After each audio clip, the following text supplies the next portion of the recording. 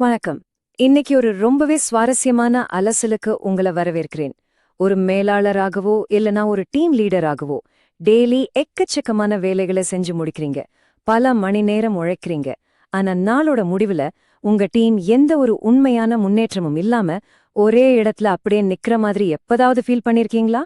இன்னைக்கு ஒரு career coach பார்வையில இருந்து இதுக்கான உண்மையான காரணத்தை நம்ம டீப்பா ஆராய போறோம். பொதுவா சும்மா வேகமா ஓடுறதுக்கும் சரியான இலக்க நோக்கி முன்னேறி போறதுக்கும் ஒரு பெரிய வித்தியாசம் இருக்குங்க. ஆபீஸ்ல ரொம்ப ஹார்ட் ஒர்க் பண்ணா மட்டுமே சக்சஸ் கிடைச்சிடும்னு நம்ம நினைச்சிட்டு இருக்கோம். ஆனா உங்க டீம் கண்மூடித்தனமா ஒரு தப்பான திசையை நோக்கி ஓடிக்கிட்டு இருந்தா அந்த உழைப்பு முழுசும் பர்ன் அவுட் அப்படிங்கிற பெரும் சோர்வு தான் கொடுக்குமே தவிர கண்டிப்பா வெற்றியை தராது. இத புரிஞ்சுக்க நான் உங்களுக்கு ஒரு சின்ன கதை சொல்றேன். ஓரியன் அப்படின்னு ஒரு இளைஞனை நம்ம உதாரணத்துக்கு எடுத்துக்கலாம். அவனுக்கு ஒரு பெரிய லட்சியம் இருந்துச்சு. எப்படியாவது அந்த தங்க நகரத்தை, சிட்டி ஆஃப் கோல்ட் அடையணும்னு ரொம்ப வேகமா ஓடத் தொடங்குனான். நம்மள பல பேரை போலவே அவனுக்கும் தன்னோட அந்த அதீத வேகத்தின் மேல ஒரு தனி பெருமை. அதிகாலையிலேயே எழுந்து வயல்வெளிகள், காடுகள்னு எதையும் பார்க்காம புயல் மாதிரி ஓட ஆரம்பிச்சான். இப்போ உங்ககிட்ட நான் ஒரு கேள்வி கேக்குறேன். நீங்க ஒரு ட்ரெட்மில் மேல ஓடிக்கிட்டு இருக்கீங்களா? கொஞ்சம் யோசிச்சு பாருங்க. உங்க நாளோட ஒவ்வொரு நிமிஷத்தையும் மீட்டிங்ஸ், இமெயில்ஸ்னு பிஸியா வச்சுக்கிறீங்க. ஆனா அது உண்மையிலேயே உங்க கரியர் கோலை நோக்கி உங்களை நகர்த்துதா? ஓரியனை போலவே நாமும் பல நேரங்கள்ல நம்ம உண்மையான இலக்குகளை மறந்துட்டு ஏதோ வேலைகள்ல மூழ்கி இருக்கிறதையே ஒரு முன்னேற்றம்னு நம்பி ஏமாந்துடுறோம். அந்த ஓரியன் எந்த அளவுக்கு வேகமா ஓடினான் தெரியுமா? வழியில இருந்த முக்கியமான வழிகாட்டி பலகைகளை அவன் நிமிர்ந்து கூட பார்க்கல. ஆச்சரியமா இருக்குல்ல?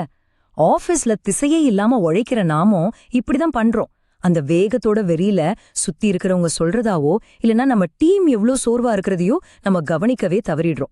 இத நான் எப்படி சொல்லுவான்னா, ஒரு புக் எடுத்து 10 பேஜ கடகடன்னு படிச்சுட்டு, ஆனா என்ன படிச்சோன்னு சுத்தமா ஞாபகம் இல்லாத மாதிரி தான் இதுவும். இன்னைக்கு இருக்கிற கார்ப்பரேட் உலகத்துல எல்லாத்துக்கும் நம்ம உடனே ரிசல்ட் எதிர்பார்க்கறோம். ஆனா ஓரியன் மாதிரி இப்படி கண்ண மூடிக்கிட்டு ஓடுறது உங்க டீமோட எனர்ஜியும் முற்றிலுமா வீணாகுது. இதுதான் கடைசில எல்லாரையும் ஒரு பெரிய பர்ன் அவுட்டுக்கு கொண்டு போய் விடுது. சரி, கதைக்கு வருவோம். இப்போ மாலை நேரம் ஆயிடுச்சு. ஓரியன் முழுசா சோர்வடைஞ்சிட்டான். கை காலெல்லாம் வலிக்குது. மூச்சு பயங்கரமா இறைக்குது. நம்ம கார்ப்பரேட் மேனேஜர்ஸ்க்கு மிட் இயர் ரிவ்யூல வர அதே சோர்வுதான்.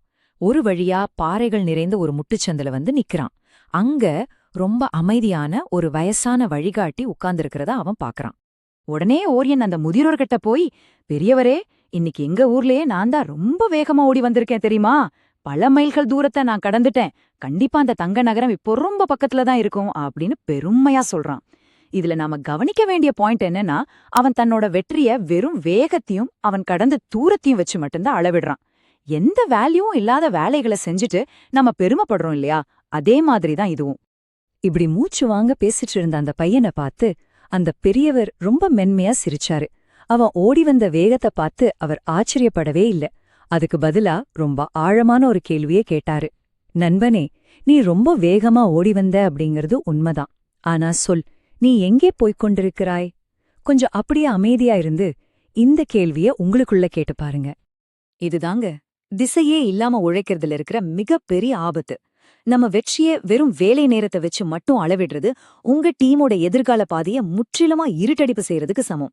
சிம்பிளா சொல்லணும்னா, ஒரு திசை காட்டி இல்லாத படகு எப்படி கடல்ல தத்தளிக்குமோ அதே மாதிரி உங்க டீமோ எந்த நோக்கமும் இல்லாம தடம் மாறி போயிடும். அதுக்கு ஓரியன், நான் தங்க நகரத்துக்கு போயிட்டு இருக்கேன் அப்படின்னு ரொம்ப கான்ஃபிடென்ட்டா சொன்னான்.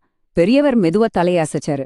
அவர் கையில இருந்த மரத்தடிய உயர்த்தி, ஓரியன் இவ்ளோ நேரம் ஓடி வந்த அதே பாதைய பின்னோக்கி காட்டுனாரு.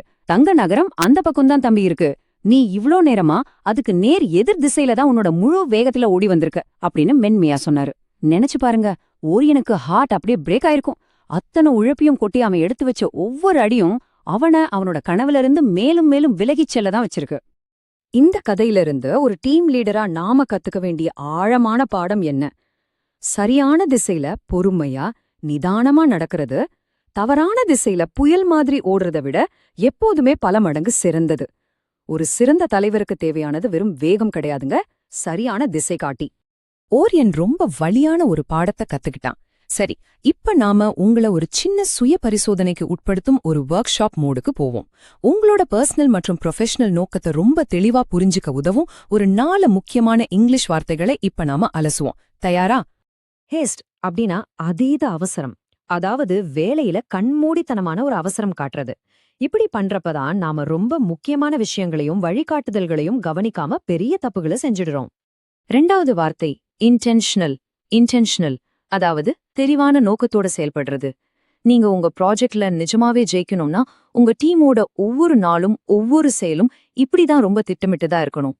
3வது வார்த்தை வாண்டர். வாண்டர் அதாவது சும்மா அலைஞ்சு தெரியறது. எந்த ஒரு தெளிவான பிளானும் இல்லைன்னா நீங்களும் உங்க டீமும் இப்படிதான் எந்த குறிக்கோளும் இல்லாம தேவையில்லாத வேலைகள்ல சிக்கி தவிப்பீங்க. இறுதி வார்த்தை டெஸ்டினேஷன் அதாவது சேருமிடம். உங்களோட உண்மையான இலக்கு என்னன்னே உங்களுக்கு தெரியலனா நீங்க எவ்ளோ வேகமா ஓடி உழைக்கிறீங்க அப்படிங்கறதுல 1% கூட பிரயோஜனமே இல்ல. இப்போ நாம இந்த அலசலோட இறுதி பகுதிக்கு வந்துட்டோம். மத்த கம்பெனிஸோ இல்ல சக ஊழியர்களோ வேகமா ஓடுறாங்க அப்படிங்கறதுக்காக நீங்களும் உங்க டீமை தப்பான பாதையில ஓட சொல்றீங்களா? திசைய திருப்புற சுக்கான் இல்லாத ஒரு கப்பல் எப்படி கடைசியில பாறையில மோதி விபத்துக்குள்ளாகுமோ அதே மாதிரி நோக்கமில்லாத உழைப்பும் கண்டிப்பா தோல்வியில தான் முடியும். அப்போ தொலைஞ்சு போனவங்களோட திசை காட்டிய எப்படி திரும்ப கண்டுபிடிக்கிறது? ஒரு கெரியர் கோச்சா நான் உங்களுக்கு தரும் அட்வைஸ் இதுதான். முதல்ல அவசரப்படுறத நிறுத்துங்க. ஆழமா ஒரு மூச்சு விட்டு உங்க டீம் போயிட்டு இருக்கிற பாதை சரியானதான்னு செக் பண்ணுங்க. டெய்லி காலையில ஒரு 5 நிமிஷம் உங்க இலக்க ரீசெட் பண்ணுங்க. உங்க அன்றாட செயல்கள் உங்க உண்மையான இலக்கோட மேட்ச் ஆகுதான்னு செக் பண்ண நான் ஒரு கோர் வேல்யூஸ் காம்பஸ் டெம்ப்ளேட் கீழே டிஸ்கிரிப்ஷன்ல கொடுத்திருக்கேன். அதை நீங்க ஃப்ரீயா டவுன்லோட் செஞ்சுக்கலாம். கடைசியா உங்களை யோசிக்க வைக்கிற ஒரு கேள்வி. நாளைக்கு உங்களோட உண்மையான தொழில்முறை இலக்க நோக்கி நீங்க எடுத்து வைக்க போற அந்த ஒரு திட்டமிட்ட அதாவது ஒரு இன்டென்ஷனல் ஸ்டெப் என்ன? கொஞ்சம் யோசிச்சு உங்களோட அந்த முடிவை கீழே கமெண்ட்ஸ்ல ஷேர் பண்ணுங்க. இலக்கு இல்லாம வேகமா ஓடுறத விட இலக்க நோக்கி நிதானமா நடக்கிறது தான் என்னைக்குமே புத்திசாலித்தனம். சரியான திசையில திட்டமிட்டு முன்னேறுவோம். இந்த அலசல் உங்களுக்கு ரொம்பவே பயனுள்ளதா இருந்திருக்கும்னு நான் நம்புறேன்.